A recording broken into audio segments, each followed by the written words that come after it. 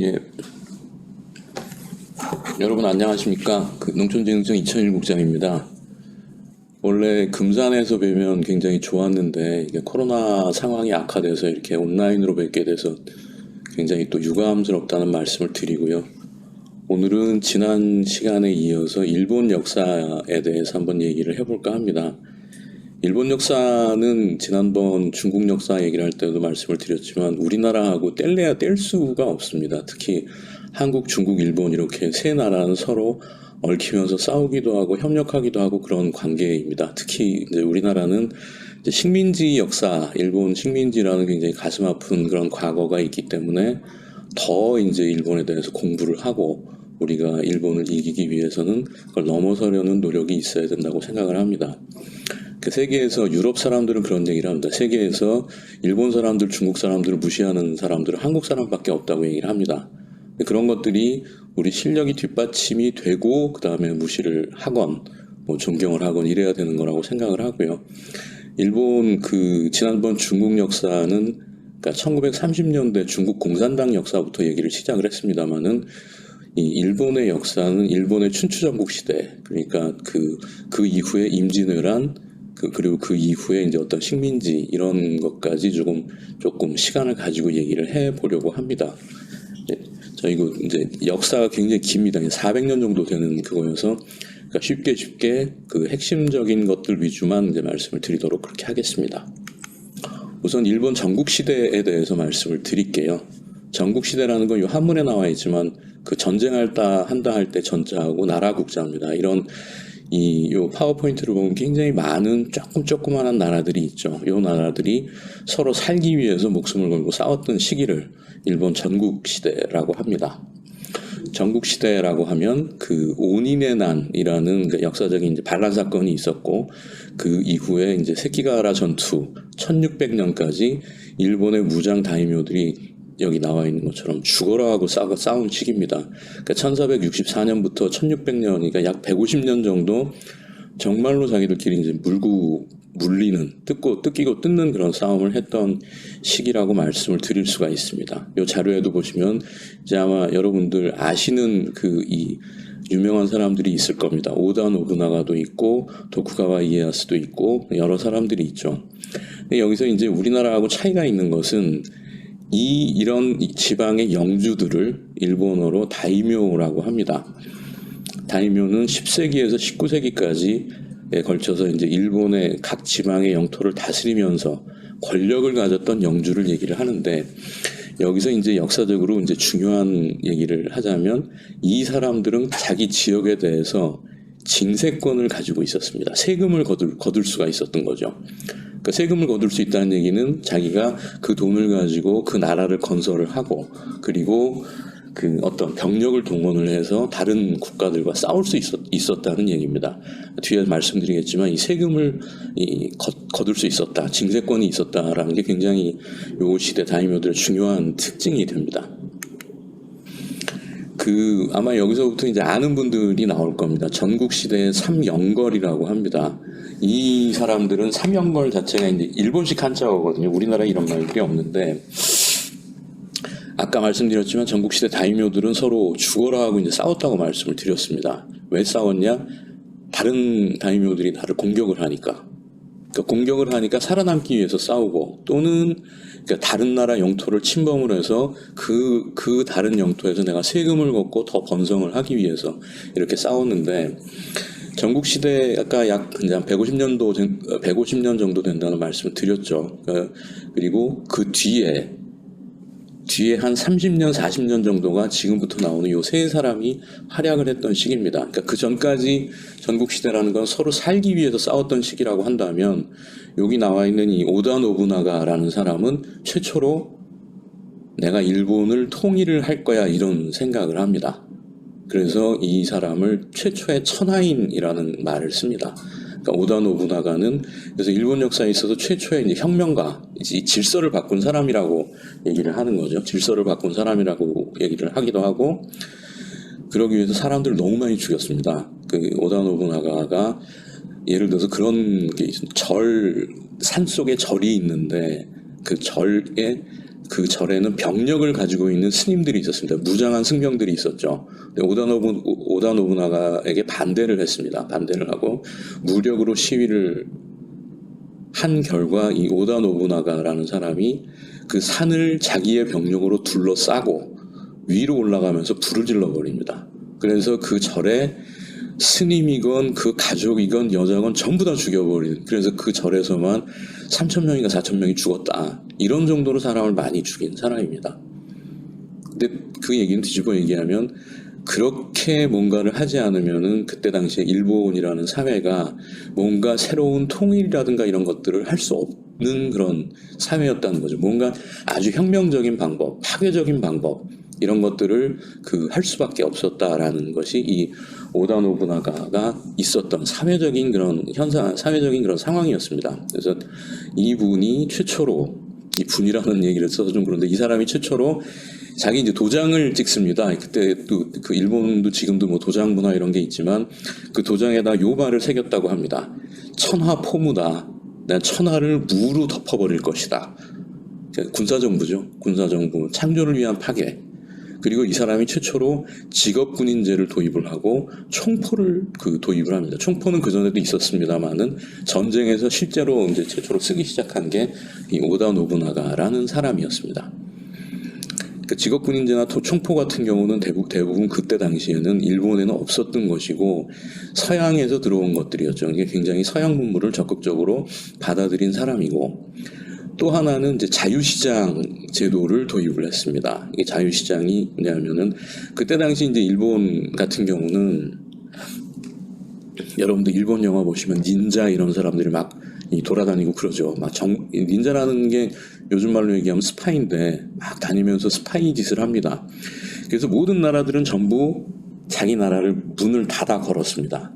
외부 사람들이 못 들어오기가 어렵게 만든 거죠. 왜냐하면 내가 가진 정보를 외부 다른 나라의 영주에게, 다이묘에게 주기가 싫었기 때문에 그런 이 쇄국 조치들을 단행을 하는데, 오다 노부나가가 이제 혁명가라는 것은 정반대로 얘기를 합니다. 내가 나의 영제 안에서 자유시장을 열어서 전국의 모든 상인들이 나에게 오도록 만든다면 그 사람들은 나에게 정보를 가져다 줄 것이다. 부와 정보를 가져다 줄 것이다. 라고 해서 굉장히 이제 여기서 돈도 많이 벌고 정보도 많이 얻었다고 합니다. 여러분들 생각해 보시면은 직업군인제라는 거는 아무것도 안 하고 싸움만 하는 거죠. 직업군인을 유지를 하려면, 우리나라도 이제 군대를 유지하려면 무지무지하게 많은 예산이 듭니다.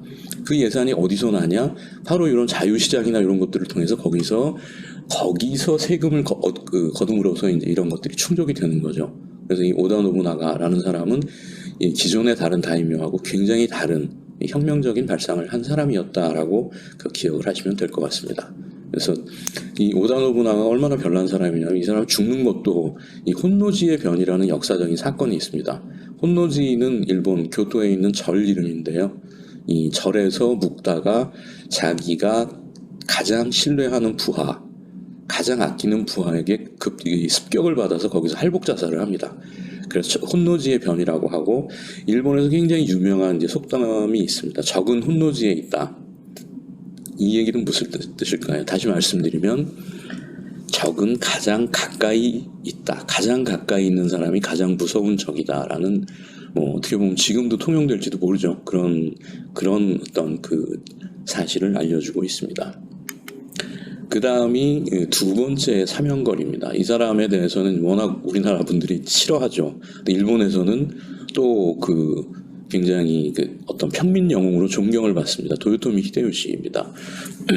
도요토미 히데요시는 요 사진에도 나와 있지만 원숭이라는 별명으로 불렸습니다. 이 오다 노부나가의 부하죠. 도요토미 히데요시는 아까 말씀드린 것 같이 오다 노부나가의 부하 장수입니다. 근데 아주 하층민부터 올라온 사람인데 자기의 능력과 실력을 가지고 아주 끝까지 올라간 사람이죠. 그래서 오다 노부나가가 암살을 당하자 말자 그 즉시 이때 이 사람은 다른 지역에 나가서 다른 나라의 다이묘들과 싸우고 있었는데 즉시 회군을 해서 오다 노부나가를 암살한 그 아케치 미스히데라는 사람이죠. 그 사람을 죽이고 그 후계자 오다 노부나가의 후계자가 됩니다. 그래서 이 도요토미 히데요시가 가장 이제 했던 일은 국가 건설을 했던 일입니다. 이게 네이션 빌딩이라고 하죠. 그래서 이 사람이 했던 것이 검지, 수확량을 조사를 합니다. 전국의 수확량을 조사를 합니다. 그래서 전국의 수확량을 조사를 했다는 거는 다이묘들의 생산성, 그러니까 이 뭐랄까요, 이 사람이 1년에 얼마를 생산한다는 걸 일일이 다 조사를 한 거죠. 이제 이 다이묘들의 재정 상태를 투명하게 다 볼 수가 있게 된 겁니다. 그 다음에 도수, 무기를 회수를 합니다. 전투력을 뺏어버리는 거죠. 그리고 인소, 호구 조사를 합니다. 그러면은 전국 다이묘들의 그 다이묘 영지의 사람 수, 땅의 생산력, 그리고 무기의 수를 다 알게 되면은 꼼짝도 못하는 거죠. 그래서 이걸 토대로 해서 도요토미 히데요시는 신분 구조를 정착을 시켜버립니다. 그래서 병농 분리, 농상 분리, 그러니까 딱딱 이 산업공상이라는 신분 제도를 완전히 분리를 시켜버리는 거죠. 굉장히 재밌는 얘기죠. 정작 이 사람은 일반 평민에서 무사가 된 사람인데 이 사람이 이 대장이 되고 나서 한 일은 신분 구조를 정착을 시켜버린 일입니다. 그래서 일본을 굳건한 신분 사회로 만들어 버리죠. 그리고 히데요시가 마지막으로 한 것은 일본을 통일을 했습니다. 통일을 하고 나서 그렇게 되면은 당연히 죽어라 하고 싸우던 일본 사회에서 사무라이 낭인들이 넘쳐나겠죠. 근데 그 사람들을 어떻게 이걸 할 것이냐, 다른 나라를 점령하자. 어디를 점령하냐, 제일 가까이 있는 조선을 점령을 하자. 그래서 임진왜란을 일으키게 되는 것입니다. 임진왜란을 일본 사람들은 조선 출병이라는 말로 표현을 합니다. 그래서 참 출병이라고 하면 굉장히 군대가 어디 갔다는 그런 뜻으로만 들리죠. 근데 사실은 임진왜란이었던 것이죠. 그래서 일본 사람들은 이 사람을 전국 제1의 출세두다. 그러니까 일본에서 제일 출세한 사람이다. 아주 밑에 신분에서 제일 높은 데까지 올라간 사람이다라고 이 평민 영웅이라고 또 이 높이 평가를 하고 있습니다. 또 한 가지 마지막 사람이 도쿠가와 이에야스입니다. 도쿠가와 이에야스는 인내의 화신이라고 합니다. 그리고 또 일본 사람들이 이 동물 별명을 붙이는 걸 좋아하는 것 같은데 너구리라고 하죠. 생긴 것도 보면 좀 비슷하게 생긴 면이 좀 없잖아 있는 것 같고, 이 사람은 처음부터 끝까지 오다의 동맹자로 남습니다. 참고로 말씀드리면 여러분들 중에 이제 다들 일본 옛날에, 요즘은 코로나 때문에 잘 못 가지만 아마 일본 관광이나 이런 것들 많이 가셨을 겁니다. 근데 그 중에서 이제 나고야 쪽으로 관광을 가신 분들이 계실 텐데요.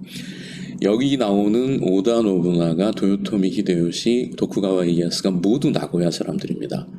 일본의 한가운데 있었던 사람들이죠. 그래서 그런 지리적인 이점을 활용을 해서 전국 통일을 하고 또 죽고, 또 통일을 하고 또 죽고, 마지막으로 세 번째로 이 사람이 이제 결국 일본을 통일을 하고 현대 일본의 시초를 여는, 그러니까 에도막부를 여는 그런 이 에도막부의 초대 쇼군이 됩니다. 이 사람이 인내의 화신이라고 불리는 이유는 굉장히 우선 오래 살았습니다. 그러니까 오다 노부나가는 50을 못 넘기고 암살을 당했고, 도요토미 히데요시는 60 조금 넘어서 병으로 죽었습니다. 근데 이 사람은 지금 봐도 오래 살았는데 75세인가 6세까지 살았다고 하죠.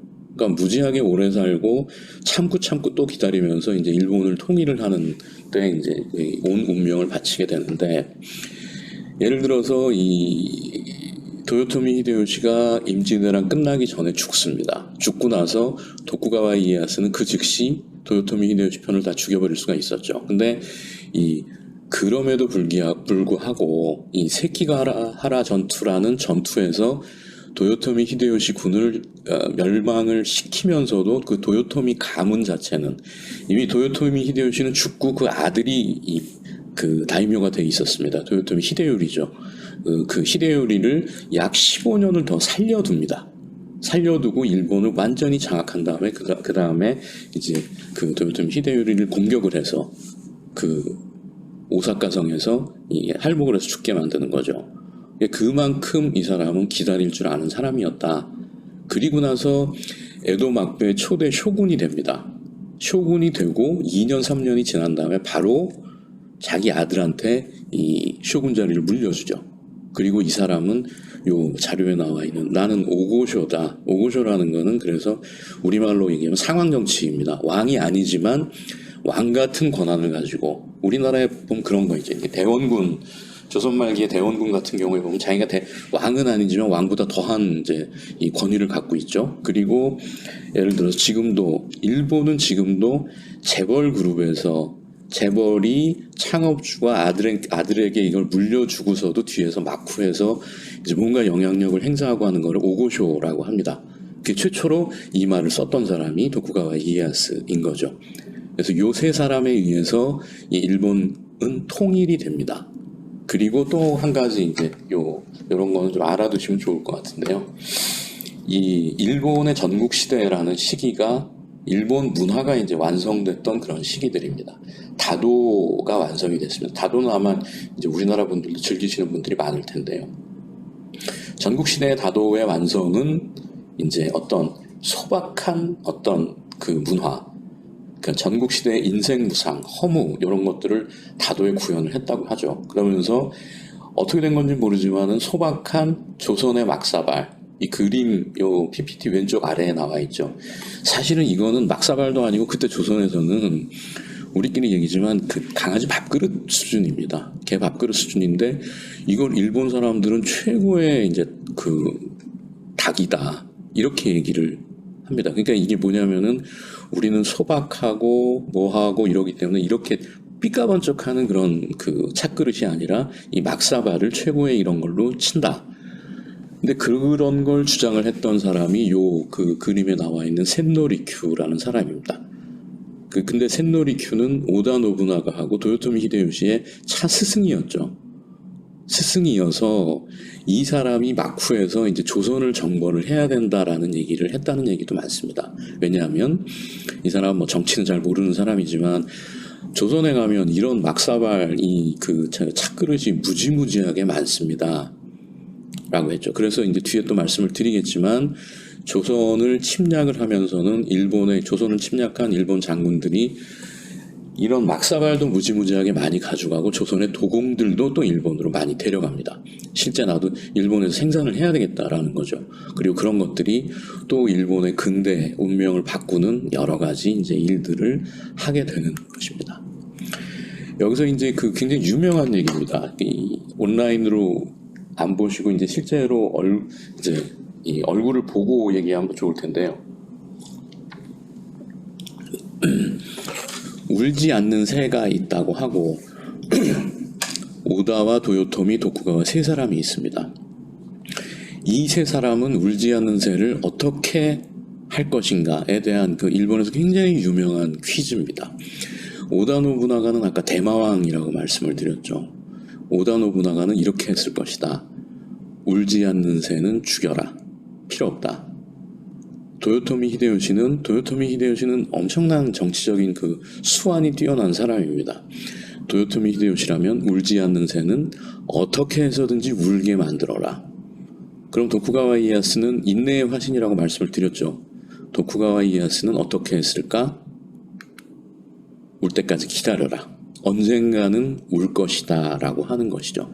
이게 이 세 사람의 어떤 그 천하인들이 각각의 이런 특징을 세우면서 이제 일본, 그러니까 70개 정도의 나라로 나눠져 있던 일본을 결국 통일을 하게 된 것이죠. 이제 그런 책들을 아마 많이 보셨을 겁니다. 대망, 도쿠가와 이에야스 그런 책들이 요 사람들의 얘기를 이제 이 소설화해서 그리고 있는 그런 책들입니다. 그래서 이런 말이 있죠. 그 노부나가가 찍고 히데요시가 반죽한 천하라는 떡, 그걸 갖고 잘 먹은 거는 이에야스다. 그래서 결국은 세 사람이 죽어라 하고 고생을 했지만 결국 기다리는 놈이 장땡이다라는 거죠.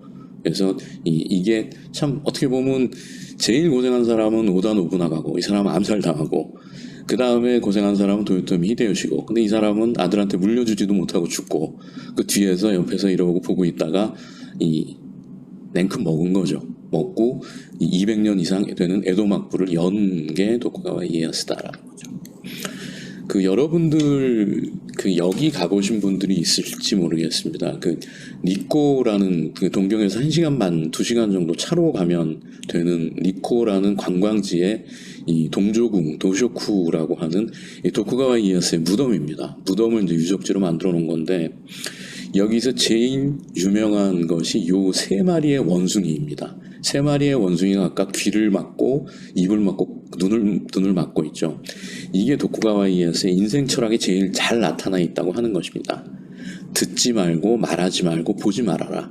그게 너가 무병장수를 하는 길이다. 몰랐죠. 이게 이제 현대 사회를 살아가는 그런 어떤 인생의 지혜라고나 할까 이런 것들이 또 담겨 있기도 한 것 같습니다. 저는 이거 한번 저도 일본 여행을 갔다 여기 가서 보고 굉장히 놀랐었거든요. 그때 당시 사람들이 얼마나 살벌했길래 이런 생각을 했을까. 벌써 한 300년, 400년 전의 일인데 1600년대 일이니까 그렇죠. 400년 정도 됐죠. 이런 그 3마리 원숭이의 얘기도 있습니다. 두 번째는 이제 에도 시대에 대한 얘기입니다. 도쿠가와 이에야스가 이제 천하 통일을 했습니다. 천하 통일을 했고 이 수도를 에도로 옮겼죠. 에도라고 하는 것은 지금의 이제 동경입니다. 그 전에는 교토에 있던 수도를 동경으로 이제 옮겼죠. 자, 근데 이제 여기서부터 일본의 이 근대에 대한 얘기가 나오는데요. 에도 막부를 개설을 했습니다. 에도 막부를 개설한 것은 아까 말씀드렸던 도요토미 히데요시파를 이제 싹 쓸어버린 세키가하라 전투라는 전투가 있었는데 그 전투 직후에 그 에도는 그 전에도 있었지만 막부를 연 거는 그러니까 내가 진짜 천하의 주인이다라고 해서 막부를 연 거는 이 세키가하라 전투 직후입니다. 그러니까 동경의 에도 막부를 열었습니다. 근데 그 다음에는 전국을 통일했다고 하더라도 일본 같은 경우는 영지는 그대로 남아 있습니다. 그러니까 모든 다이묘를 다 죽여버릴 만큼의 능력은 없었던 거죠. 도쿠가와 이에야스한테. 그래서 이제 에도, 동경의 막부를 열고 여기서 이제 나중에 시간이 되시는 분은 그러니까 일본 지도를 한번 꺼내 보시면 이제 도움이 되실 겁니다. 일본이 이렇게 꺾여 있는 지도인데 그 모서리 있는데 도쿄가 있습니다. 에도가 있었던 거죠. 그래서 이 도쿠가와 이에야스가 이제 전쟁에서 승리를 한 다음에 압도적인 군사력을 가지고 영지를 재배치를 합니다. 그러면은 영지를 재배치를 어떻게 할까요?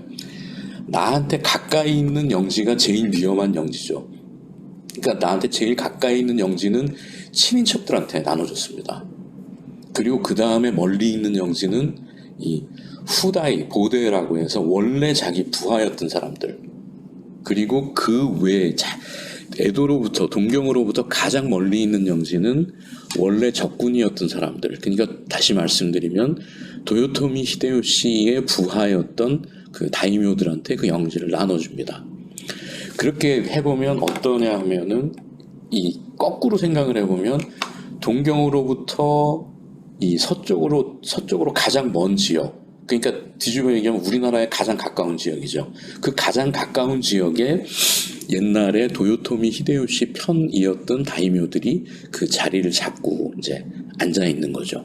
자리를 잡고 앉아 있으면서 이제 근데 사실은 그 사람들은 원래는 그 자리에 있던 사람들이 아닙니다. 근데 이 도쿠가와 이에야스에서 그쪽으로 쫓겨난 거죠. 쫓겨났으니 얼마나 또 거기에 대한 원한과 이 말도 못하는 거죠. 그런 것들이 200년, 300년 후에 다시 이제 표출이 됩니다. 표출이 되는데 그 얘기는 또 나중에 말씀드리기로 하고 어쨌든 세키가하라 전투 직후에 영지 배치는 이것만 알아두시면 될 것 같습니다. 가운데 에도가 있고 도쿠가와 이에야스가 사는 데가 있고 그 다음이 친인척들, 그 멀리 다음이 원래 부하들, 맨 멀리 있는 게 원래 적군들.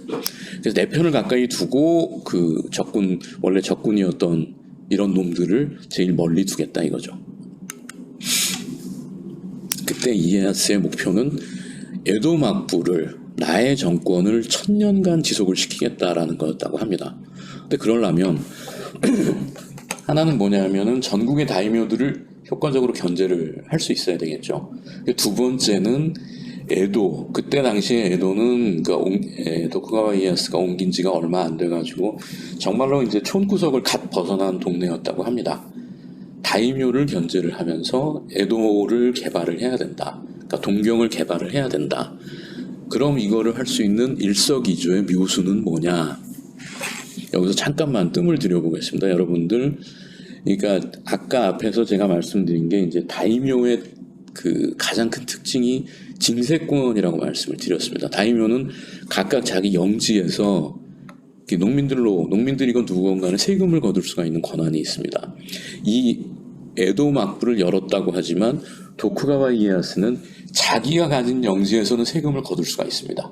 근데 다른 다이묘가 가진 영지에서는 세금을 거둘 수가 없죠. 당장 그걸 거뒀다가는 이제 전국적으로 반란이 일어날 판이었기 때문에 이런 이제 일촉즉발의 상황이 있었던 거죠. 그런 그 상황에서 일석이조의 묘수는 뭐겠습니까? 일석이조의 묘수는 다이묘가 에도를 개발을 하게 해라.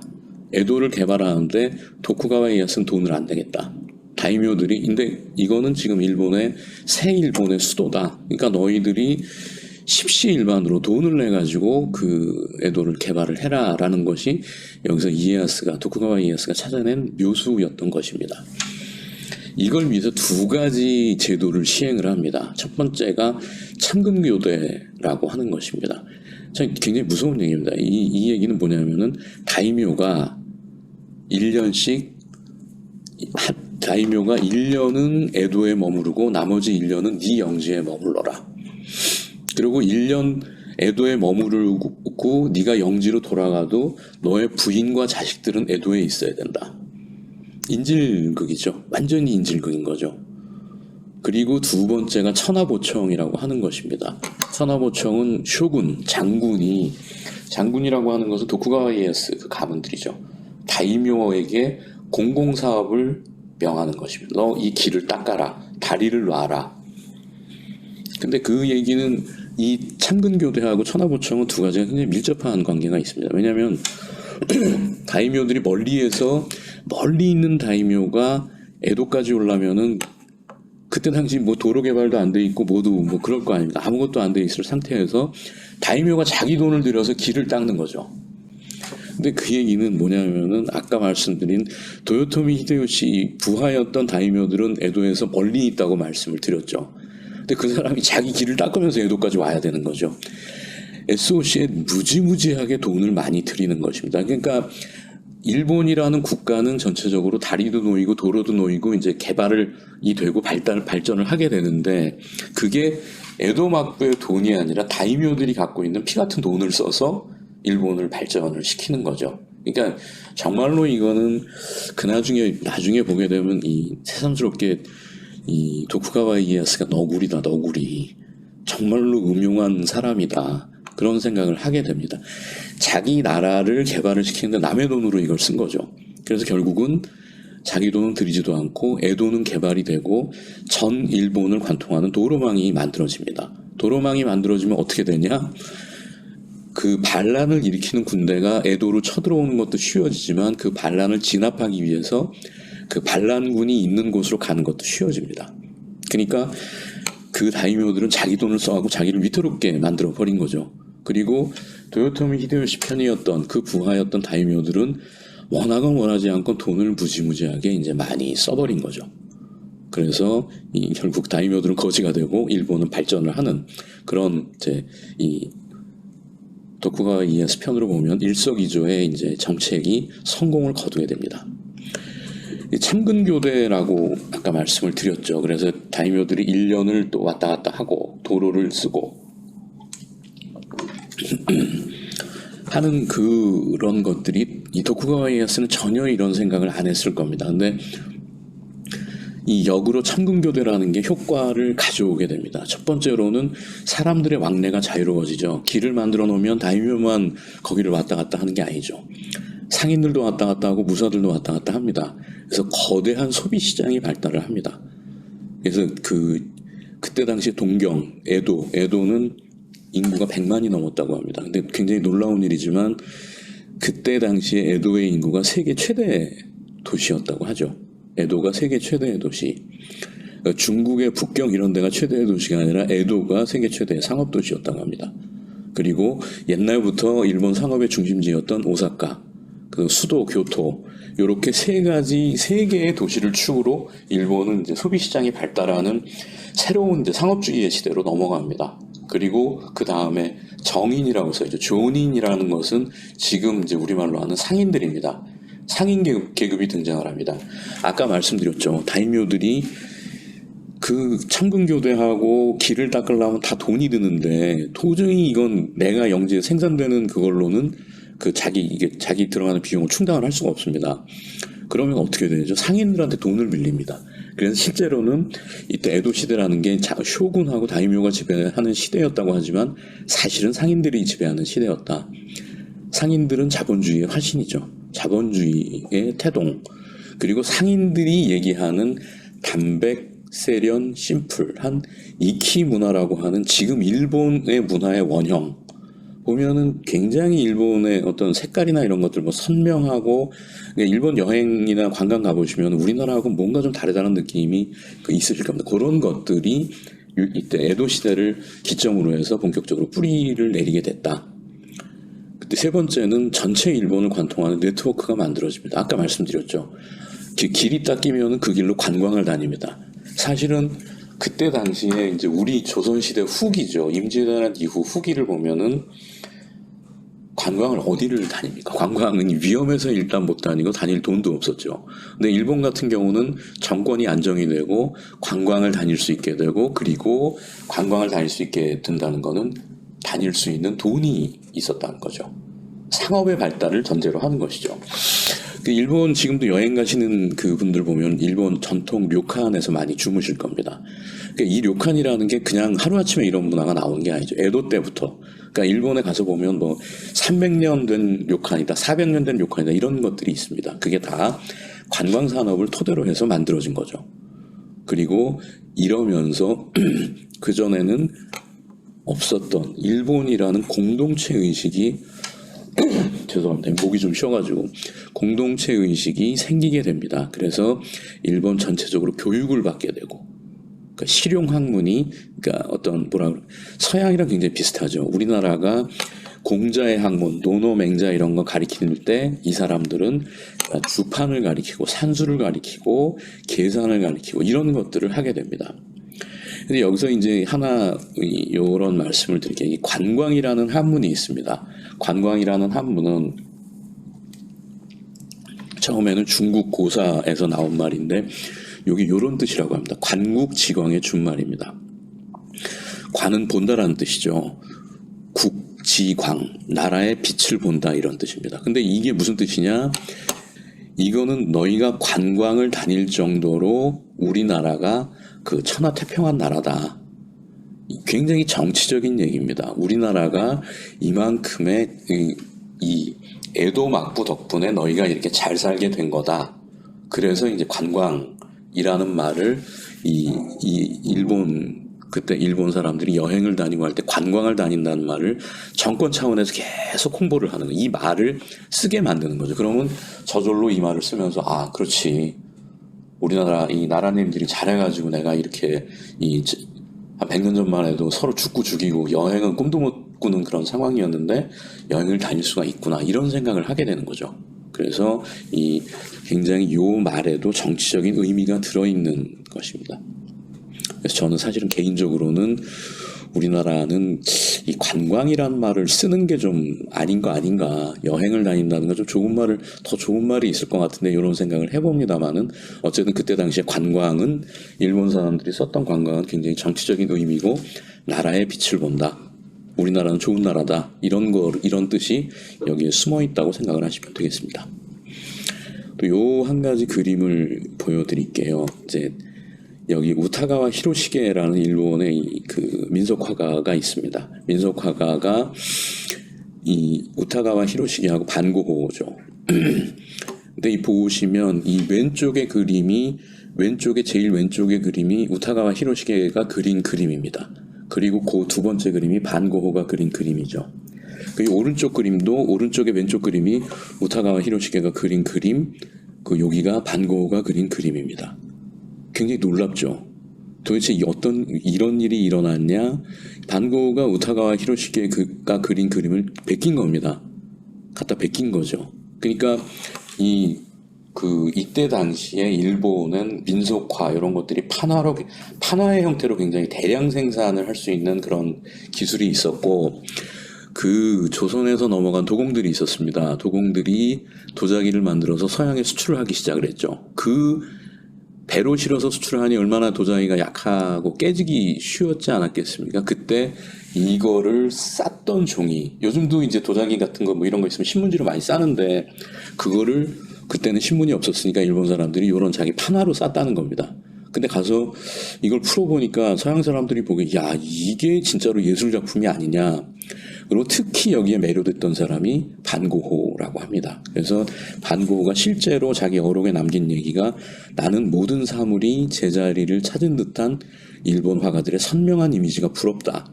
그래서 일본 사람 그 반고호의 그림을 보면 이런 일본의 화풍들이 굉장히 많이 나타나 있고, 이 반고호의 그림 자체가 그 네덜란드 암스테르담에 있는 반고호 뮤지엄에 있는 그림입니다. 그러니까 그때 당시에 이미 일본은 이 서양과 알게 모르게 굉장히 소통을 많이 하고 있었다는 거죠. 요 얘기는 이제 설명을 생략드리도록 하겠습니다. 이제 일본의 요때 이 일본이 세계에서 제일 짧은 시를 가지고 있는데, 이 세 줄짜리 시가 일본에서 굉장히 훌륭한 하나의 시다. 이런 예를 소개시켜드리려고, 예를 들면 요거는 이제 잊어버리셔도 될 것 같고요.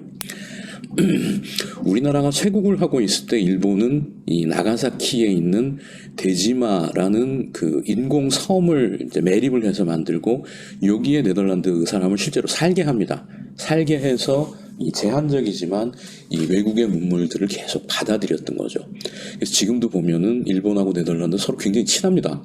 아까 말씀드린 반고흐 뮤지엄도 일본 자본이 세워준 그런 박물관이라고 합니다. 일본 사람들이 얼마나 반고흐가 이뻤겠습니까? 자기 나라 그 화가들이 그린 그림을 베끼고 앉아 있는데, 어쨌든 일본은 대지마를 통해서 굉장히 외래 문물을 많이 받아들였습니다. 그리고 그런 것들이 외래 문물을 도입을 하는 거를 말씀을 드리면, 서구 문물을 또 받아들였습니다. 외래 문물, 서구 문물 중에서는 의학서, 왼쪽에 보시면 해체신서라는 그게 있습니다. 이게 네덜란드에서 나온 그 해부학 책을 그냥 갖다 베낀 겁니다. 갖다 베끼고 그 어떤 해부학 용어를 일본어로 다시 번역을 해서 15년에 걸쳐서 만들어진 책이라고 하죠. 그러면서 이 사람들이 이제 굉장히 의학이나 이런 것들이 아주 이제 그 획기적으로 발전을 했을 거고, 또 하나 조선의 문물을 받아들입니다. 조선의 문물은 대표적인 것이 도자기입니다.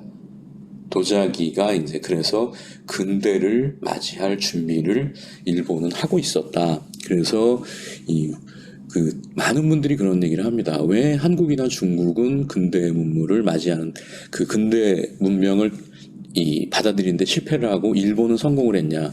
저는 사실은 그게 굉장히 궁금했습니다. 어떻게 보면 일본은 운이 좋아서 좀 더 먼저 받아들여서 성공을 했고, 우리는 운이 없어서, 저는 그렇지는 않다고 보고요.